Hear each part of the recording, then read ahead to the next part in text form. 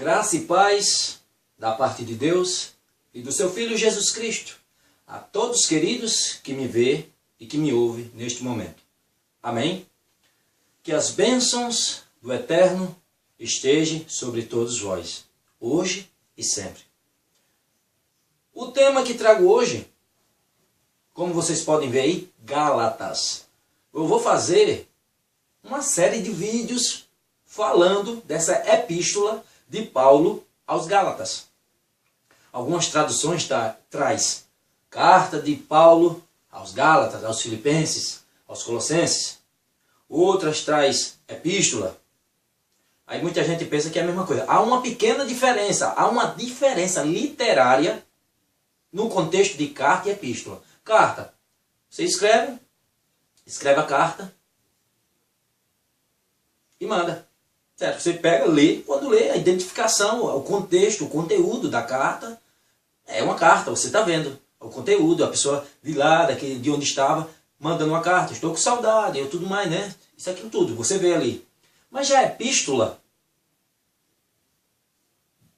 ela tem um gênero literário mais acurado. A epístola vem de uma palavra grega que, traduzindo para nós, quer dizer ordem, mensagem. Ela já tem algo a mais. Ela tem um gênero literário que a impressão, quando você está lendo, ela é uma carta com tom de sermão. Você quando lê a Bíblia, vê as epístolas de Paulo, você quando começa a ler, a impressão que dá ao ler que a pessoa está presente a você, perante você. A impressão que dá que ela está na sua frente. Você está lendo, o jeito de eu ler aqui parece um sermão. Parece que eu estou vendo ele aqui, ó, na minha frente. As características da epístola dá a impressão que a pessoa parece estar com você, está perto de você. Em um tom urgente, né? E um sermão. Eu tenho a impressão que é um sermão. Eu estou aqui, parece que eu estou vendo a pessoa na minha frente, dando um sermão. As características da epístola é essa. A carta não, você lê e as características literárias dela apresenta mesmo. A pessoa está do outro lado, está longe, mandou uma carta para mim, está com saudade de mim, ou falando que lá está assim, assim, assado. Tá, então. Mas já a epístola, as características literárias dela é diferente. Ela é uma mistura de carta com sermão. Ela já tem um tom diferente. E em algumas Bíblias tem carta, outra tem epístola, mas tem que se explicar, porque há uma diferença peculiar entre uma e outra. Entenderam? Pois bem, eu vou fazer uma série de vídeos sobre essa epístola de Paulo aos Gálatas. Eu vou fazer alguns vídeos, 2, 3 vídeos, 4 vídeos, até para também não ficar um pouco longo, que eu sei que tem irmãos que não gostam de ver vídeo muito longo. Eu gosto de ver vídeos um pouco curtos. Outros não, eu não tenho problema nenhum em ver vídeos longos. Mas, né, para conseguir pegar mais pessoas, eu faço um vídeo médios, vou fazer vídeos médios, 2, 3, 4 vídeos, não sei, depende do conteúdo. 2, 3 vídeos, 4 vídeos, né?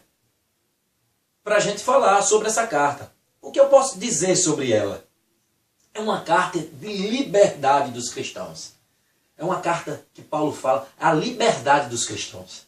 É como Romanos também. Qual é o título central delas? Justificação pela fé.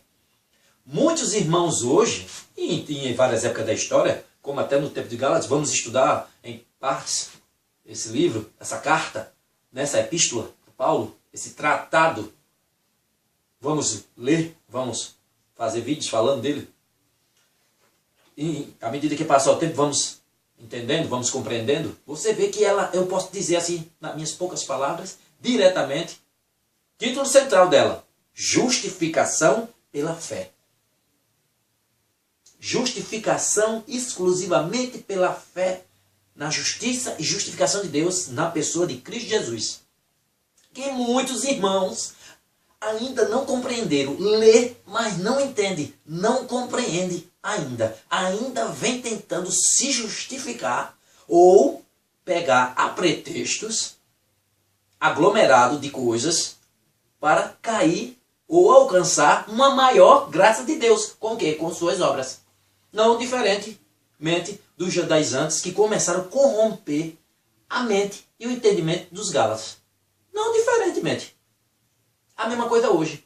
Hoje se prega um evangelho puro, genuíno das Escrituras, igrejas que ainda mesmo em meio a esse mar de lama, desses evangelhos totalmente distorcidos, que não passa longe do evangelho das Escrituras, e quando você mostra a eles, eles veem, aí chega um outro, começa a corroer o juízo, não é assim não, assim, assado. Aí ele sai da presença, que é a Bíblia pura, sai e vai para aquele outro.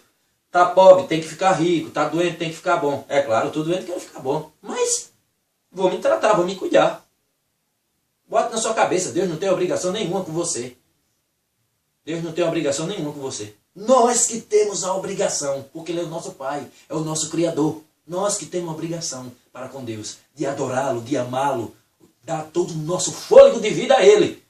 E não exigir, como alguns falsos profetas ficam ensinando, exija, determine isso ou aquilo outro. Acho que sou eu, rapaz. Olhe para tu, rapaz.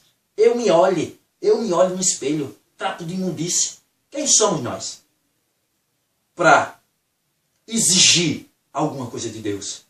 Deus é que tem o direito de exigir de nós, não nós dele. Que é isso? Se enxerga. Olha-se no espelho. Eu me olho no espelho. Um trapo de imundície. Então, muitos irmãos, tanto daqueles tempos como de hoje, ainda não compreenderam a magnitude da justiça e justificação de Deus na pessoa de Cristo Jesus. Ainda vem tentando se justificar diante de Deus por obras. Eu costumo dizer assim, existe dentro da teologia cristã dois termos, o sinegismo e o monegismo. O que é isso? O sinegismo, em outras palavras, mais diretamente, ela vem de uma palavra grega composta, que quer dizer sinegismo, que quer dizer trabalhando juntos. E o monegismo, também oriundo de uma palavra grega composta, que quer dizer trabalhando sozinho. Em outras palavras, mais diretamente, dentro da teologia cristã, dois termos que vêm sendo disputados há anos, há séculos, dentro da nossa linha da cristandade. Defendidas por muitos pais da igreja, como calvinismo, arminianismo, né? Como assim? Vamos lá, indireto. Sinegismo. O homem, Deus, salva o homem em parceria com ele. Como assim? Vamos diretamente. O homem é salvo por seu esposo junto com Deus. São parceiros na salvação. Deus não te salva, não tem a força, não tem o poder, não te salva por completo. Ele precisa de você. Traduzindo mais diretamente para a gente compreender. É como se Deus chegasse para você e dissesse assim, você para entrar no céu vai fazer uma prova e tem que tirar 10. Tem que tirar 10 na prova. Você tem que tirar nota 10. Agora, se você crê na minha justiça, na pessoa do meu filho Cristo Jesus, no sacrifício dele, você já entra com nota 5. Eu só posso ir até aí. Agora, os outros 5 é com você. É por você. Você agora vai ter que se esforçar, fazer obras, né? Caridade e muitas outras coisas, né? Se esquivar disso, daquilo outro, papá, muitas coisas. Você vai ter que se esforçar para conseguir adquirir os outros 5 e somar, e adquirir a nota 10 na prova e entrar no céu. Sinegismo é uma parceria de Deus com o ser humano. Ele salva o homem, agora em parceria com ele. Deus faz uma parte, ele faz outra. Trabalhando juntos. É a união de duas forças. Deus faz uma parte e ele faz outra. Como muitas religiões ainda tá assim.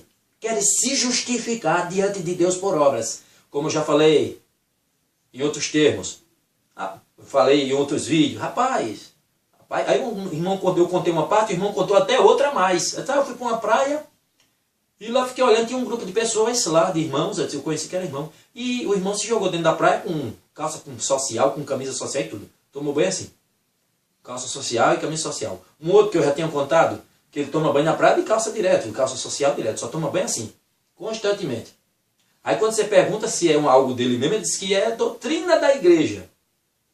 Tenta se justificar diante de Deus por obras, por vestes. É claro, por isso você não vai andar nu na rua, não é isso que eu estou dizendo. Eu estou dizendo que você se justifica diante de Deus. Por quê? Tem todo esse legalismo por trás de algumas, mas a sua vida cristã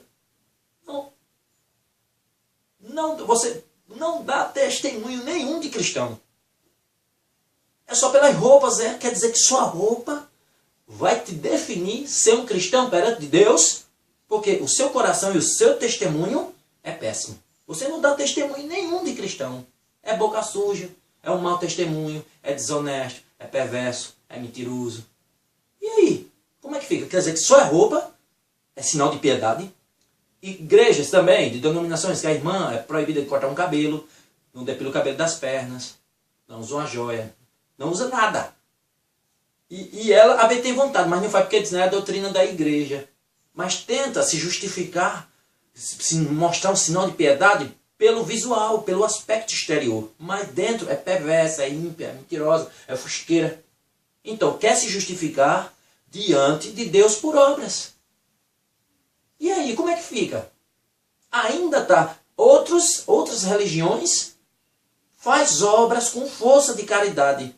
Muitos fazem, mas não faz nem de coração ao apaixonado verdadeiramente. Não, faz constantemente, porque a doutrina prega que a salvação é a fé com as obras. Aí faz obra, caridade com força, porque é necessário, é preciso para somar a fé para ir alcançar a salvação. Não, rapaz, não é isso. Bote na sua cabeça. Olhe para você, eu me olhe e você se olhe. Eu me olhe e você se olhe aí. O que é que há de bom? O que é que nós possamos fazer pelo nosso esforço próprio para nos tornarmos justos diante de Deus? O quê? Só tem uma coisa. Qual? Crer em Cristo Jesus. Somente crer em Cristo Jesus. Isso, pelas Escrituras que fala, eu creio, aí sim nós nos tornamos justos e justificados diante de Deus. Porque se existisse alguém capaz de se justificar por obras, Deus não tinha enviado seu filho para morrer na cruz, por mim e por você. Porque tinha gente na terra capaz de se justificar por obras. Paulo usa até uma alegoria, dando uma explicação, dando um exemplo, uma alegoria de Abraão. Veja, Abraão teve emuná no hebraico, fé, confiança em Deus, e isso foi lhe imputado como justiça. A lei só veio 430 anos depois. E aí? Ele dá esses exemplos. Que o tema central é justificação pela fé, pela graça de Deus, sem as obras da lei. É o tema. E muitos tentam se justificar por obras diante de Deus. Ainda tentam se justificar por obras. Muitos outros ainda lêem as Escrituras e não compreendem, não entendem que a salvação é monergista. Eu não vou defender teses teológicas, eu vou defender a Bíblia. O que eu sei pela Bíblia é que Deus é que chama, Deus é que te justifica e Deus é que te santifica. Só basta você dar um passo, abrir o seu coração e deixar que o Senhor te use. E Ele vai te santificar, te justificar. Não é você não tem poder nenhum, porque você faz uma coisa boa para Deus e 10 errada. Você sempre está pecando, faz algo de bom e 10 errada. Hoje está abraçando o irmão, aquela coisa boa, quando o irmão sai de perto, é tipo, esse irmão fica fazendo isso, aquilo, outro. Ô, rapaz, nesse instante estava abraçando o irmão, está com falsidade, o povo do mundo age assim. É por isso que o evangelho cada vez tem ficado mais escandalizado. Mas por causa dessas pessoas que dão um testemunho errado. E está por todo canto. Está por todo canto. É raro encontrar um cristão bíblico hoje em dia. E cada vez escandalizando mais a palavra de Deus. Mas a Bíblia fala em tudo isso. A justificação é exclusivamente por Deus. Deus é que te chama, é Ele que te justifica, é Ele que te santifica. Você pode fazer o que for, não vai ser capaz de se tornar justo, nem justificado diante de Deus por obras. Paulo fala, nenhuma carne será justificada diante de Deus por obras, mas sim pela fé exclusiva em seu Filho. Amém, amém. Vamos começar, vamos falar. Tem muitas coisas que à medida que a gente for passando o tempo, eu vou fazer, como eu disse, alguns vídeos sobre Gálatas. Não vai ser só um, vamos fazendo aqui, estudos sobre ele. Hoje é uma parte, depois eu faço outra e assim a gente vai juntando, né? Gálatas. Gálatas era... Historiadores têm dúvidas sobre o ponto exato. Gálatas eram moradores da Galácia. A Galácia, ela era uma província romana na Anatólia, Ásia Menor, hoje a atual Turquia. Existia duas, era a Galácia do Norte e a Galácia do Sul. Aí por isso que há uma dúvida de qual das Galácias Paulo enviou a epístola. Se era a Galácia do Norte ou a Galácia do Sul. Como eu disse, ela era uma província, né? Ela era uma província do Império Romano, localizada na Anatólia, Ásia Menor, hoje, atual, a moderna, Turquia. Ela era composta de algumas cidades, é como hoje, Brasil, aí tem várias cidades. Pronto. É claro que não era nesse nível, né? Não era um país, é claro. É um exemplo, estou dando. Aí a Anatólia, o Galácia, um complexo de cidades, que veio passando por transições. A história dela passou por várias transições. O imperador pegava, aí juntava uma parte para ampliar a sua área. Né? Ela era composta de algumas cidades, por exemplo, também se encaixava em dois contextos, né? Político e geográfico, ficava na região da Ásia Menor. Ao norte, ficava cidades como Antioquia da Pisídia, Listra, Derbe, né? Icônio. Né? No segundo, tinha a ver com a organização da província, por volta do ano 25 a.C. Ela era composta de cidades, né? Antioquia da Pisídia, Listra, Derbe, Icônio. Agora, os teólogos não têm certeza ao certo dessa epístola a que foi enviada. Qual dessas, se era que existia duas, a Galácia do Norte ou a Galácia do Sul? Como eu disse, formato de cidades. Não se tinha certeza ao certo de qual delas foi. Sabe-se que foi uma das Galácias, tanto que Paulo fala claramente. Aí alguns teólogos eles têm uma linha de interpretação, é uma teoria. Eles dizem, rapaz, será que foi para a Galácia do Sul, que ficava a Antioquia da Síria? Ou foi a Galácia do Norte, Éfeso, Macedônia?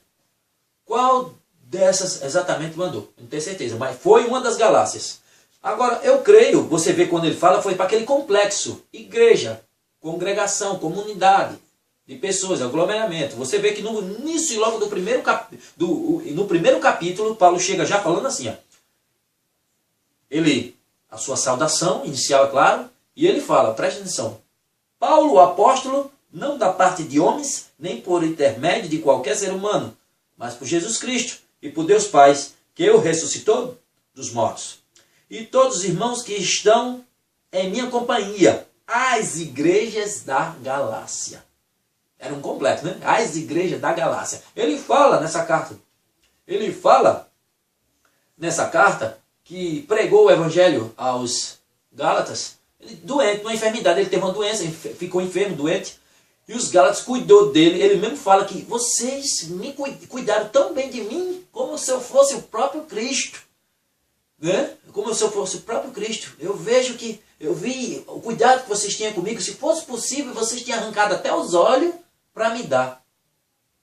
E aí eu mostrei o evangelho a todos vocês. Agora vejam só, ele expôs o evangelho aos Gálatas, eles se alegraram, ficaram felizes, prodígios e maravilhas foram feitos perante eles se alegraram no Espírito Santo, se alegraram na promessa, se alegraram no evangelho, nas boas novas de salvação, ficou aquela coisa maravilhosa. Paulo pregou, né? E depois continuou, que ele estava de passagem, né? Por aquela região, levando a mensagem, foi o que mais viajou. O que mais deixou um legado para a gente incrível. Era o apóstolo, o emissário, o mensageiro, o enviado dos gentios, dos não-judeus, de nós. Levou a mensagem e avançou. Mas depois, quando ele avança, quando ele vai mais à frente, o que é que acontece? Aí vem as agonias, como não é diferente hoje. Os mestres judaizantes, Paulo falou, eles se alegraram e tudo mais. Depois avançou. Aí ele partiu. Os mestres judaizantes, depois disso, chegou. Alguns creem, será que mestres judaizantes, lá de Jerusalém, uns missionários judaizantes, eram o quê? Pessoas praticantes do judaísmo, da lei, que tinham aceitado a Jesus, que tinham crido em Jesus Cristo, que tinham o aceitado, mas ainda estavam ligados aos padrões legalistas, ainda estavam ligados à lei. Achava que Paulo tinha ensinado a eles, mostrou tudo isso, que a fé exclusivamente em Cristo Jesus te justifica. É única. A justificação do pecador é pela fé em Cristo Jesus somente, sem as obras da lei. Agora depois eu vou tocar nesse assunto. Mais à frente em outro vídeo. Porque é muito dizendo, quer dizer que só é ter fé e pintar e bordar. Não. Vamos avançar. Nos próximos vídeos eu vou tocar nesse assunto. Estamos iniciando. Porque se algum irmão disser, eita, mas falou isso não. Calma que ainda estamos iniciando o estudo. Depois desse vídeo eu vou fazer outro, aí eu vou explicar isso aí. Biblicamente, aí te lendo aqui, vendo. Então, aí Paulo falava tudo isso. Ele dizia tudo isso.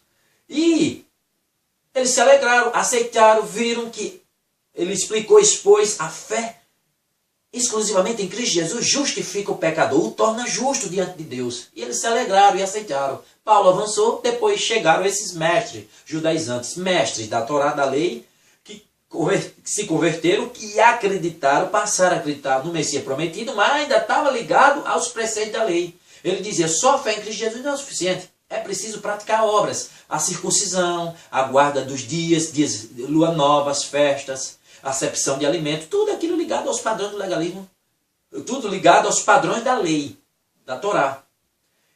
E chegaram aos Gálatas, e aí começou a fazer a cabeça dos Gálatas, mostrando isso aí. E os Gálatas olhou, é como se eles chegassem, a gente estivesse vendo todo esse contexto, é como eles chegaram, a gente fosse criar uma ilustração em nossas mentes, baseado na Bíblia, olhando, é como se, quando Paulo pregou, que ele se alegrou, saiu, depois chegou os mestres judaizantes, dizendo, ele pregou meias verdades.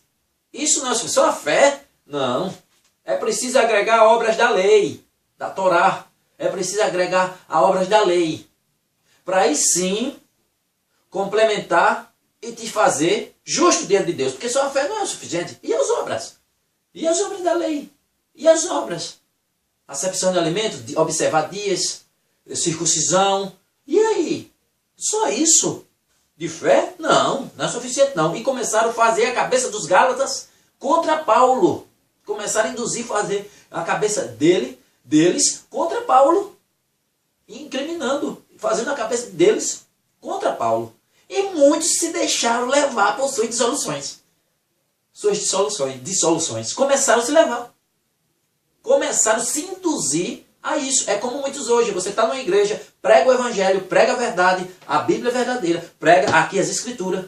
E o povo aí está ouvindo, aí chega outro e começa com esse maldito evangelho da prosperidade, que é uma praga que está se espalhando por todo canto e está acabando com a mente dos irmãos. Com esse negócio, é pobre, tem que ficar rico. Dê hoje seu carro velho para amanhã ter um novo. Oh, pelo amor de Deus. Que é onde é que tem na Bíblia isso? Onde é que Jesus Cristo prometeu enriquecer os discípulos? Aonde? Aonde? Quer ficar rico? Estude, trabalhe, guarde dinheiro. Mas você chega, eu tenho meu carrinho velho, dê o seu carrinho velho na igreja, eu dou. Amanhã você vai ter um bem melhor. Oxe, que negócio é esse? Conversa essa. Onde é nas escrituras isso? Onde é que tem na Bíblia isso? Para vocês verem a cumplicidade da mente humana. E muitos saindo da igreja. Aí você acha que aquela igreja você fica falando palavra. Não gosto não. Eu gosto de igreja que rodopia, planta bananeira, cambalhota, rodopia, grita, levanta os braços, rola no chão e embola. Essa é boa. E não tem Bíblia. E não tem palavra. Quase nada. É só um culto antropocêntrico. Homem. E glória de Deus, palavra. Oxe. Bíblias que só gira para motivar e engrandecer o homem. E não mostra os atributos e as qualidades de Deus. Não. Só o homem. Aí isso eles gostam. Aí começa a sair do evangelho. E começa a ir atrás dessas heresias daí. E deixa o genuíno evangelho de Cristo. Aí, não diferentemente dos Gálatas. Os Gálatas pegaram e foram atrás deles. E começa agora a praticar os ritos da lei. Começa a se circuncidar, olhar dias, tudo. Começa a seguir tudo isso de novo. Aí, meu filho, você vê. Aí Paulo chega aqui, ó. Aí veja só. Olha só o que Paulo diz. Vamos começar a ler. Vamos começar a adentrar. Gálatas 1:6. À frente. Vamos ler. Veja só o que ele diz. Nas outras cartas, Paulo dá a saudação normal, como nós vimos aqui, né? A saudação normal. Vamos ver de novo. Gálatas 1. Paulo, apóstolo, não da parte de homens, nem por intermédio de qualquer ser humano, mas para Jesus Cristo e por Deus Pai, que o ressuscitou dos mortos, e todos os irmãos que estão em minha companhia, às igrejas da Galácia. A todos vós, graça e paz da parte de Deus, nosso Pai, e do Senhor Jesus Cristo, que se entregou voluntariamente pelos nossos pecados, a fim de nos resgatar deste atual e perverso sistema mundial. Também tem traduções que trazem para nos resgatar desse presente século mau. Mesma coisa, né? Segundo a vontade de nosso Deus e Pai, A quem seja toda a glória pelos séculos dos séculos. Amém. Aí você vê. Saudação. Aí em cartas ele chega, aí diz, aí dá um elogio, começa elogiando, né? Fala dos elogios, elogia a igreja, elogia as pessoas, ou dá uma palavra que fiquem atentos por causa disso, aquilo outro, ou a gente, tá, e começa, eu vos louvo, aí tá. Mas essa já é diferente. Ele já chega espantado. Se ele hoje estivesse aqui, era a mesma coisa, ele ficaria espantado com tudo isso que vem acontecendo. Ele ficaria espantado. Vejam só como ele chega. É a mesma coisa, parece que essa mensagem de 2000 anos atrás é tão viva. Olha como ele chega falando, capítulo 1, a partir do versículo 6. Estou chocado de que esteja vós desviando tão depressa daqueles que vos chamou pela graça de Cristo para seguirem outro evangelho. Quer dizer, boas novas. Seguir outras boas novas. Outro evangelho. Que, na verdade, não é o evangelho. Isso aí que está sendo pregado como naquele tempo, nesse contexto, e hoje não é evangelho. Que na verdade não é o evangelho. O que acontece é que algumas pessoas vos estão confundindo com o objetivo de corromper o evangelho de Cristo. Contudo, ainda que... agora, um dos pontos que eu quero que vocês observem aqui, no primeiro 8. Capítulo 1, versículo 8. Contudo, ainda que nós, ou mesmo um anjo dos céus, vos anuncie um evangelho diferente do que já vos pregamos, seja considerado maldito. Em Bíblias clássicas, traz assim, anátema, maldito, amaldiçoado, reservado para o fogo, reservado para o juízo. Aí ele vem de novo.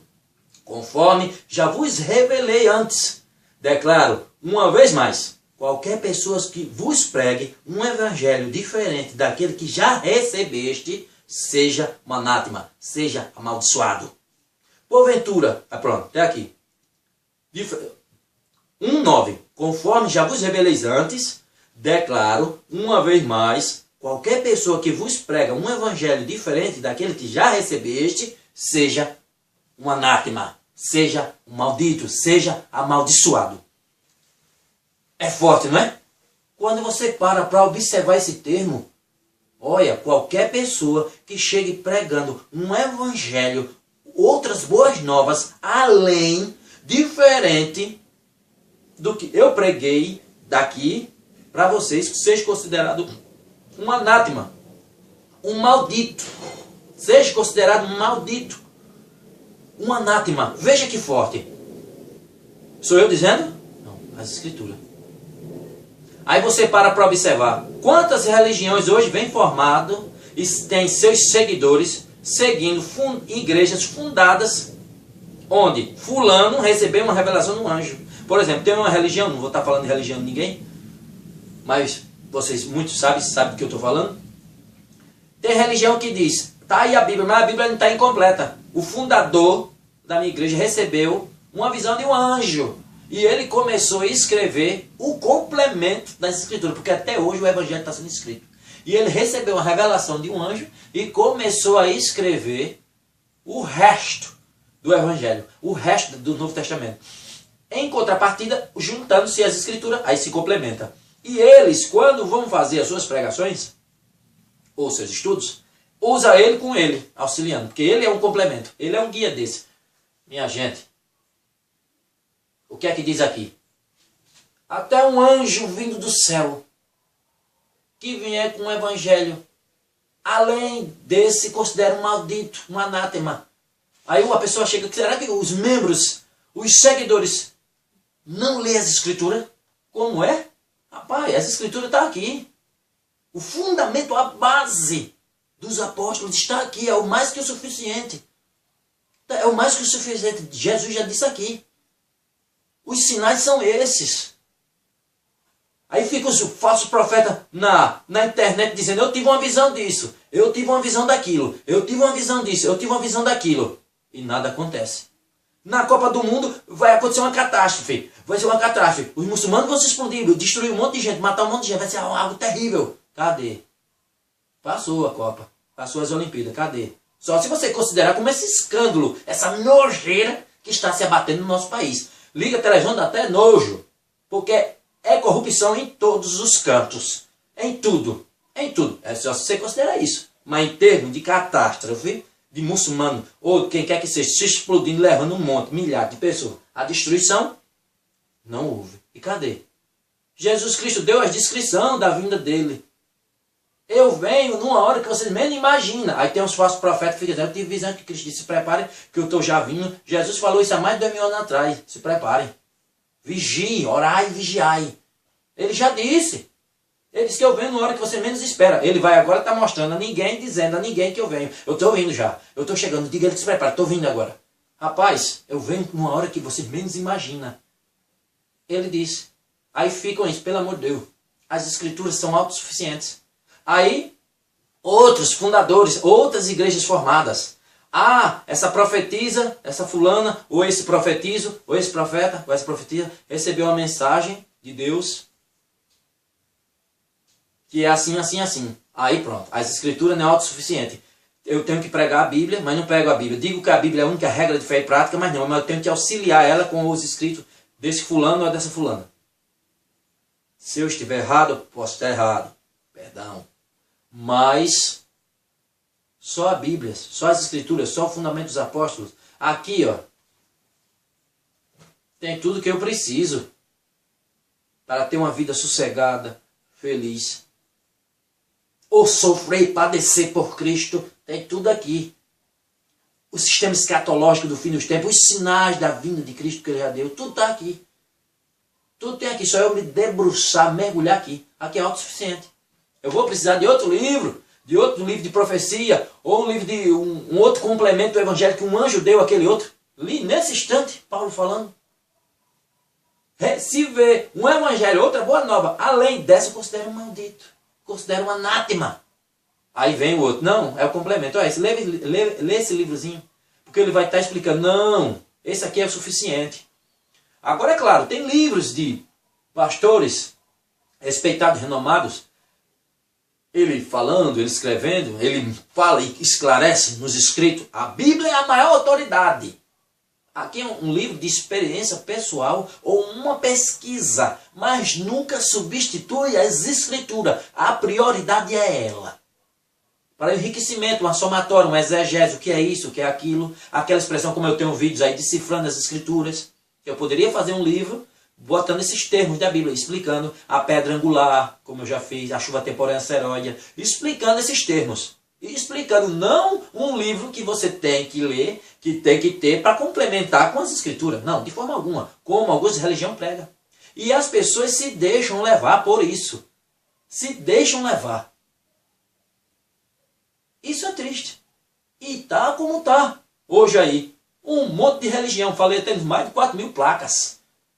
Diferente, cada uma professando sua doutrina diferente, cada uma com uma boa nova, um evangelho diferente. Poucas. Se conta no dedo. Caça. Uma que você chegue. Aqui é o cristianismo bíblico. Eu tenho feito andanças atualmente em templos.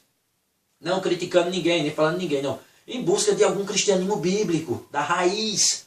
E eu tenho chegado em uns que é só motivação para dinheiro. Cheguei em um, não falo nome de placa nenhuma. Cheguei em um templo, lá, aí só motivação. Você era assim, agora é assim. Mesmo nessa crise, tá rico, tá com dinheiro, tá isso, aquilo, outro, motivando para dinheiro.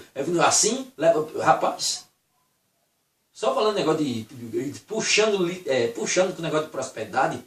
Aí Deus é bom, mas entra com esse ponto aqui. Aí já puxa, você vê, ó, já está puxando com o negócio de prosperidade. O tempo todo, homem. Aí no outro, motivação, antropocêntrico. Antropocêntrico. Culto para o homem. De novo. Mas rapaz, foi caçando um que tem um cristianismo bíblico. Mas tá difícil. É raro. É só motivando o homem. Tá certo. Você tem palavras que você prega, que Deus te dá para acordar os servos. Não é para engrandecer eu e você, não. Quem merece só engrandecimento é Deus. Não é eu nem você, não. Mas tem palavra que Deus dá, que você vê, aquela palavra que Deus dá, acorde-se. Veja a sua forma decadente, o seu pecado. Veja onde você está errando, volte-se verdadeiramente. Olhe, observe, analise. Os tempos aí, ó, como está o caos. Como está um caos, tudo ao seu redor. Não que você é pobre que tem que ficar rico. É pobre, tem que ficar rico, corra atrás de riqueza, dê seu carro velho para amanhã ter um bem mais caro, um bem maior. Não, é o evangelho e as escrituras. Paulo disse, um evangelho que for dado a mais considera um maldito, um anátema. E muita gente tem seguido outro evangelho, que não é evangelho bíblico. É triste, contando nos dedos. Aí disse, rapaz, nunca consegui achar uma igreja raiz que pregue, um monte de igreja, mas não consegui encontrar nenhuma com pregação 100% raiz das escrituras. Uma igreja mesmo que pregue mesmo, que deixe de estar usando outros livros, apetrechos, outras coisas de não sei quem, não sei de quem. Não, só usar as escrituras. Não estou conseguindo. Para vocês verem como está se espalhando essa onda de prosperidade, por toda teologia da prosperidade. É evangelho zero. Amém. Eu vou encerrar. Vamos dar continuidade no próximo vídeo, para não ficar muito extenso, porque tem muita coisa. É um livro rico. Como eu disse, eu posso dizer, literalmente, que como eu já falei, é uma tapa na cara dos legalistas. É uma tapa na cara dos que querem se justificar por obras diante de Deus. Vou tocar nesse assunto também. Ah, quer dizer que eu creio em Cristo e não faço nada? Ô, Pitbull, calma. Estamos avançando no estudo. Vou chegar ainda lá. Paulo mesmo, na carta aos Gálatas, vai se explicar. No próximo vídeo, vamos avançar. Vamos avançar para o capítulo 3. Vamos estudar o capítulo 3 e vamos ver o que é que Paulo tem a dizer. E vamos avançando. E vamos avançando. Certo? Certo. É a carta da liberdade cristã. Serve de curativo, de esclarecimento, que você não tem poder de se justificar diante de Deus. Que nada que você faça, você será capaz de se justificar diante de Deus. Toda a honra e toda a glória é do Senhor. É Ele que te chama, é Ele que te justifica na pessoa de Cristo Jesus. E é Ele que te santifica. Amém? Amém. Até o próximo vídeo, onde a gente vai continuar estudando. São alguns vídeos que eu vou fazer. Uma carta maravilhosa de justificação pela fé em Cristo Jesus. Que Deus abençoe. Até o próximo, se o Eterno quiser. Amém.